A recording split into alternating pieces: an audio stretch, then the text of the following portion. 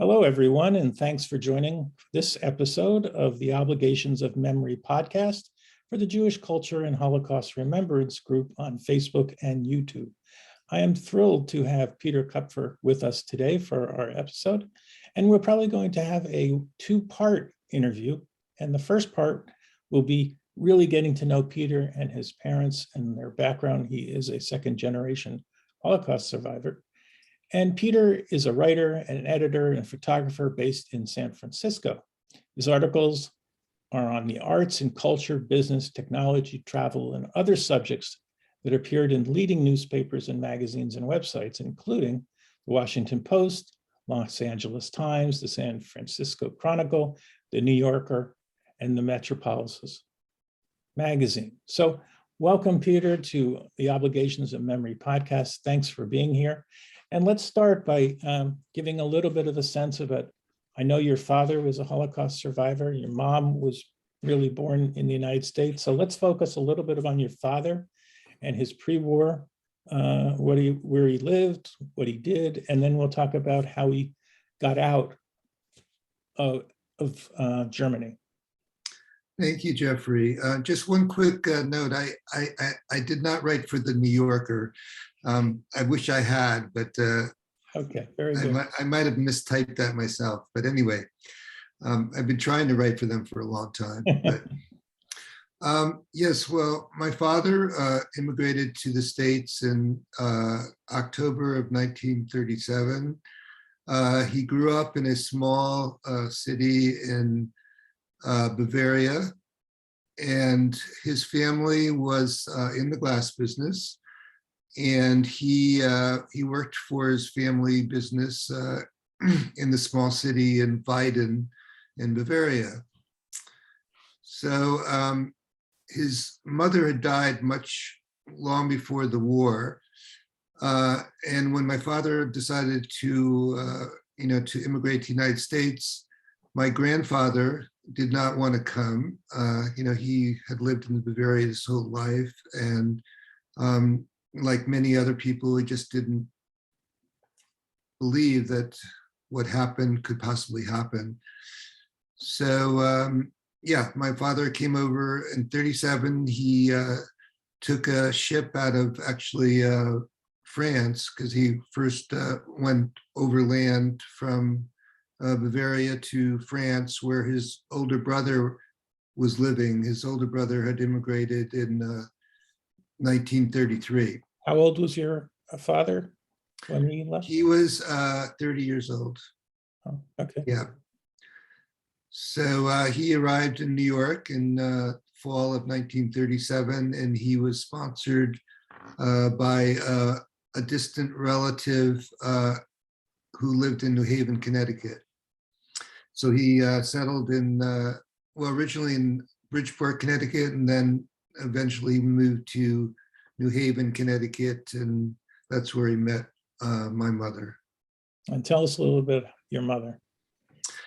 My mother was the daughter of Ukrainian immigrants, Jewish Ukrainians, who had come over around the turn of the 20th century, to escape the pogroms in Ukraine. And her father was actually a captain of a boat that used to transport grain to the Black Sea from the Kiev area, or south of Kiev. So so my mother's parents came over around the turn of the century. My mom was born in New Haven, and that's where she met my father. So how did they meet? I think one of my mother's best friends was the relative of the person was the daughter of the sponsor, my father's sponsor. So it was a small Jewish community in New Haven, and they lived a few blocks away from each other, and eventually they were introduced, and they married in, I believe it was 1946. So did your father already speak English when he came to the United States, or he had to learn the language? I think he spoke English quite well. He was already almost around 30 when he came, and he was a business person, and so I think he was already quite fluent in English. Was he also able to get funds that he accumulated out of Germany? Actually, no, that was a challenge, and that actually brings up a interesting story because at that time it was very difficult for Jews to bring any of their assets out of Germany. In fact, I think that was one of the reasons why my grandfather decided not to come, although I'm not really sure. But the fact of the matter was that it was very difficult to transfer any assets out of Germany. And even though my father's family was quite affluent, they were in the glass industry and were quite successful, had a large factory in Germany, in their hometown, and I think were regarded as quite important players in the Bavarian glass industry. But my father was unable to bring very many. In fact, I think he was only allowed to bring something like $4 or $5 in cash out of Germany. But he did have a cigarette case that was custom made out of platinum. And platinum was made to look a bit like silver. So the item was not confiscated, and he later was able to sell the cigarette case for what was about $1,500 or $2,000, which in those days were quite a lot of money. So your father, did he extend his career in glass when he came to the United States? No, he didn't. Actually, he had some very menial jobs. I think his first job in the States was as a hotel clerk. So he had to really struggle at first. Then he became a door-to-door salesman for a company, and eventually he was made like the supervisor of sales. And then when he met my mother, he eventually joined her father's business making women's clothes in New Haven, like blouses. Yeah, big part of sewing was a big part of the East Coast when we were growing up. I remember in Allentown, Pennsylvania, there were many, many factories of people making clothes in Allentown. So, and was your mom educated, or is she? She did not go to college, because she graduated from high school. It was like in the middle of the Depression. It was like in the early 30s, and her father could not afford to send her to college, so she went to secretarial school, and eventually became a secretary for some lawyer in New Haven. So you wrote a book called The Glassmaker's Son, and it's publishing in November of this year. So what was the title? How did it come about? Obviously, we know that you've just told us about that he was in the glass business in Bavaria, but why did you choose that title? Well, I'd always been curious about my father's life in Germany, and like so many Holocaust survivors, I think they generally fall into two camps: those who never stopped talking about their experiences and during the Holocaust, and those who never talk about it. And my dad was in the latter group. He never talked about it. It was like pulling teeth to find out anything about his life in Germany. And but I was a very curious young man, and that's probably the reason I became a journalist, because I've always been curious about people and events. And he had brought a large album of photographs, and I used to go through his old photographs from Germany, and I was always so curious about what looked like a very glamorous life. He lived in nice houses and these beautiful Bavarian landscapes, and their travels all through Europe. And so I was very curious. and so I would ask him questions, but he very rarely provided much detail. So to make a long story short, after he passed away, When was that? And how old was that he? was in 1976. I was 25. And how old was he? He was just shy of 70. Can I ask you about your grandfather? Because we have common basis there. My grandfather also was in Berlin, also wouldn't, he was pleaded with my father, who was in Palestine, to come to Palestine, and he refused. He too had never thought Hitler, and he was a decorated war soldier in World War I. He too Right. never thought Hitler would turn on the vets in Germany. Yeah. Was your grandfather in the glass business? Did he start the glass business? He was in the glass business, and the family, the Kupfer family, had been in the business for generations. In fact, there's a chapter in my book about what I call the glass dynasty, because they were in the business from the middle of the 19th century, the 1860s, in Czechoslovakia, just like your family, Jeffrey. So yeah, they were in the business for generations. And I think just like your grandfather, and probably many other affluent or even not so affluent German Jews, they couldn't imagine that things could get as bad as they were. And because it was so difficult to get assets out of Germany, I think a lot of people were reluctant to leave everything, that they spent their whole lives building. So I'm sure, I don't know, obviously I never met my grandfather. I don't know what the exact reasons were, but I'm sure it had something to do with that. Plus he was in his 60s, at the time that Hitler came to power. So as I can attest to, when you reach a certain age, you're less prone to want to pull up stakes and start life anew. Help me out. Now, behind you, you have a picture of your father and your grandfather, and your grandfather's wearing the hat, I think, right? Yeah, this is, let's see, how can I do it? Yeah, that's my grandfather. The older man is my grandfather, and the younger man is my father. Okay. And that was taken around 1935 in Venice. So do you know if your grandfather was deported from? Yes, I have a great deal of detail that I gained through my research. And where was he deported to? Theresienstadt. That's exactly where my grandfather was. And what year did he go? Do you know?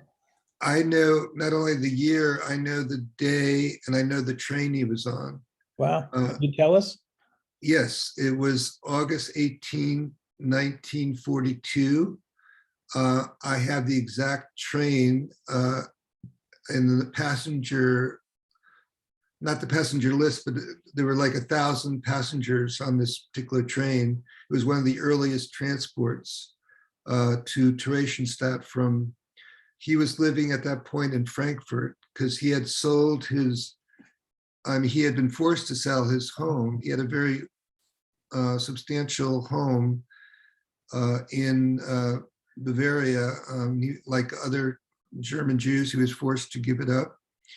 And they moved to a larger city, which was also quite common because that was where the Judenhauses were, the Jewish houses. So he and his sister were both living in a Jewish house in Frankfurt when they were deported. And his wife was living or not? No, his wife died when quite young, back in the 1920s. Okay, so tell me, it's interesting. I know we want to go on, but my grandfather was also deported in October of 1942 to Terezin. He was in what they call the aging house, I think, in Terezin, and he was murdered in May of 43. Do you know when your grandfather was killed? Yes, I think my grandfather may very well have been in the same location, but he was murdered earlier. He died, I believe it was December 27th of 42. Wow. So about, I think about 3 months after he arrived. I've often asked through my research, how could my grandfather, who was aging and not in good health, survive from October through May? And no one really can give me any kind of sense of an answer to that. So your timeline seems more appropriate. My aging grandfather lasted a long time in that environment. So Yeah. let's retool here a little bit. So I want to I kind just of want to say, I think one of the reasons might be that Theresienstadt, was not a per se a extermination camp. It was a ghetto.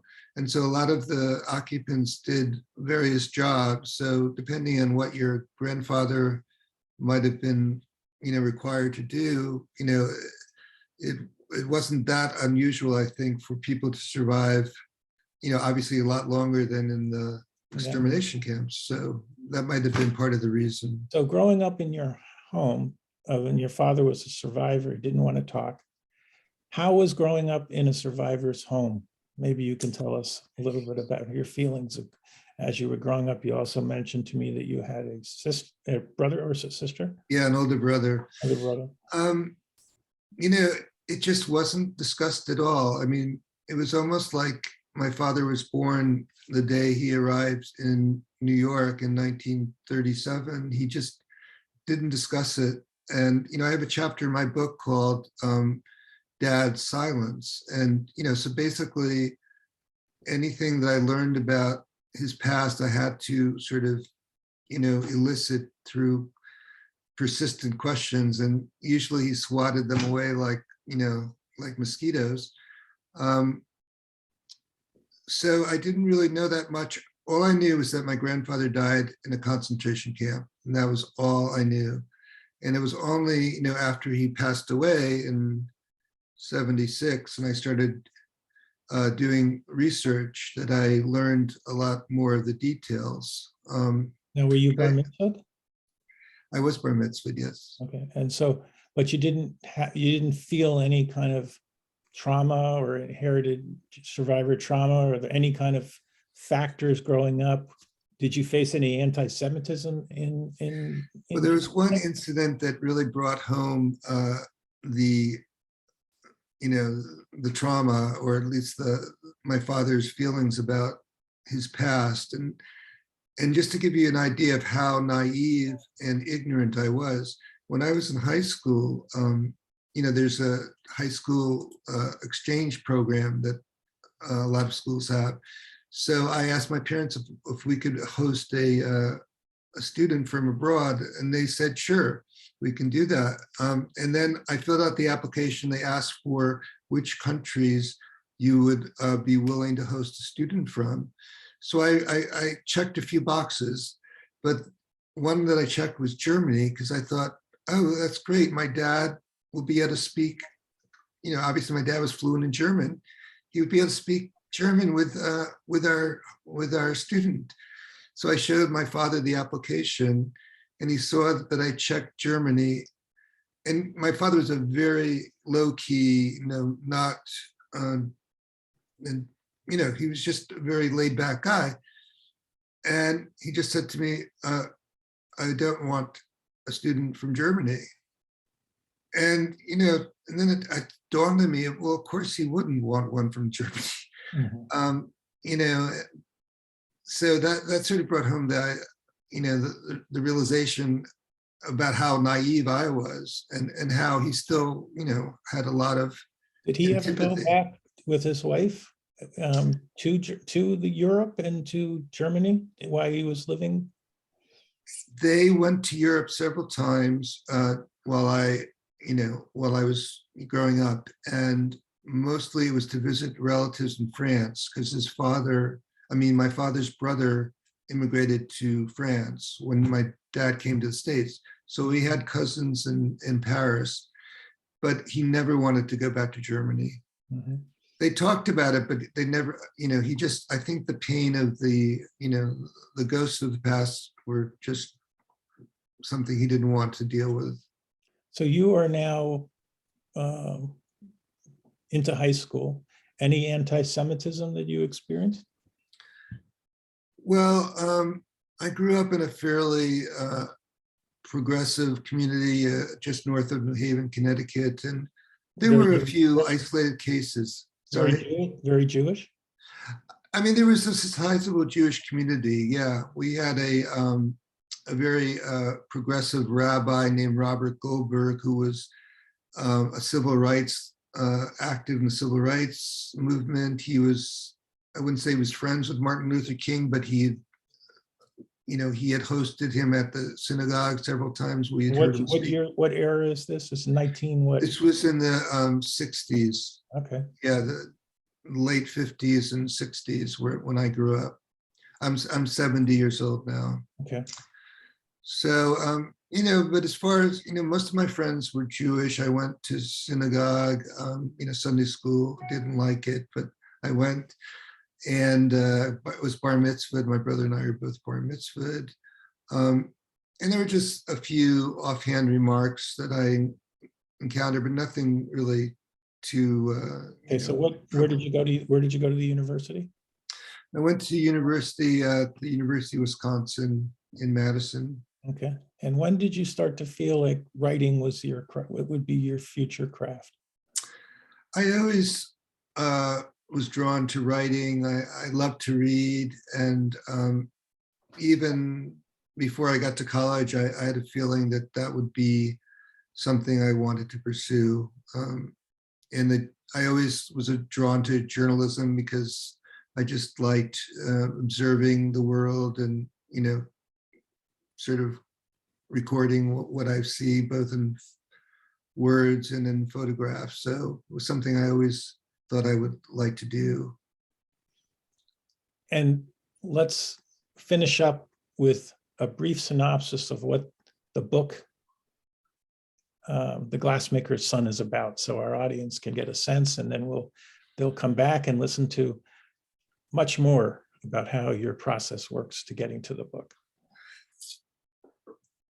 So shortly after my dad passed away in 1976, I found a box of old documents in my parents' attic. And in the box were all these letters that my father had written to various agencies and also to his own father, corresponding with my grandfather during the years after my father arrived here in the States. And a lot of this was pertained to their efforts to get my grandfather out. So even though obviously my grandfather didn't survive, and I'm sure initially didn't want to immigrate, he did realize at some point that he needed to get out if he was going to survive, he and his sister. And by the way, my grandfather came from a very large family. They had 12 siblings, and 9 of them perished in the Holocaust. So it wasn't just my grandfather. He lived with one of his sisters, and he had several, 7 or 8 other siblings in Germany and Czechoslovakia and Austria. So anyway, I discovered this box of letters, and that's when I really started getting even more intrigued about my father's history and his efforts to save my grandfather. And a couple of years after that, I made my first trip to Europe. And, one of the stops on my grand tour of Europe was my father's hometown. Mm-hmm. And through a series of incidents during my first visit there, it became like this, it was just like almost like a screenplay, because I stumbled on, I was trying to find my grandfather's old house. It didn't exist, but nearby was a newspaper. I went into the newspaper to inquire about my grandfather's address. And when I told them who I was, that my family had lived there and been in the glass industry, one thing led to another. And I was interviewed by a woman who became a friend of mine for the last 50 years. She's a journalist. She wrote a series of articles about me and my visit. And I met many people who knew my father's family. I went to the cemetery. I met the Jewish community leaders. One thing led to another. And I went back to my father's hometown 5 times altogether and in doing research for the book. So I have a couple of questions. Without even knowing it, your story that you just mentioned to the audience and myself is so unique and also common.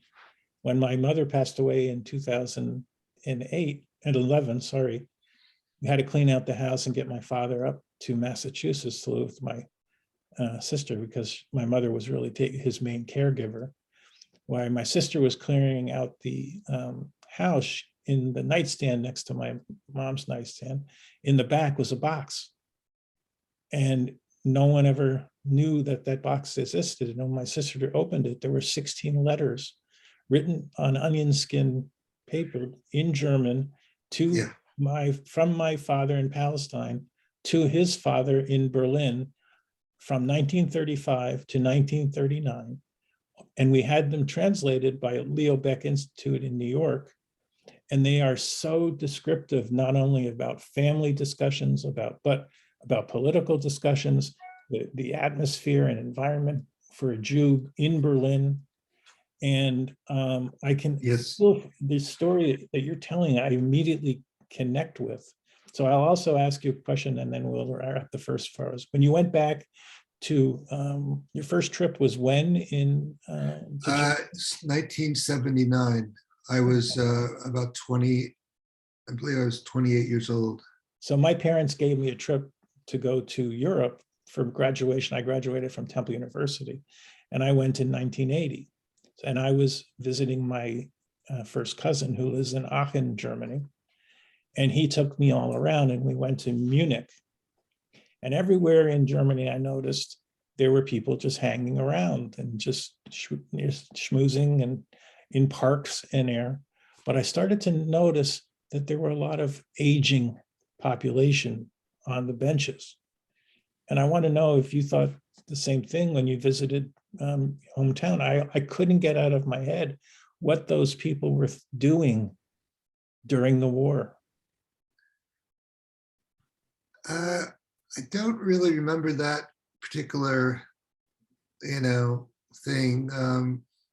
But I was struck by how affluent Germany was becoming at that point, after only, it'd only been 20 years it'd been quite a few years since the war, but I was struck by how affluent the people seemed to be. And yeah. Well, I want to say we're going to pause here. We're talking to Peter Kupfer, who is the author of a newly published or soon to be published book on November of 22 called The Glassmaker's Son. This is the first part of our interview. So please come back, join us for part 2. And thanks, Peter. We'll see you soon.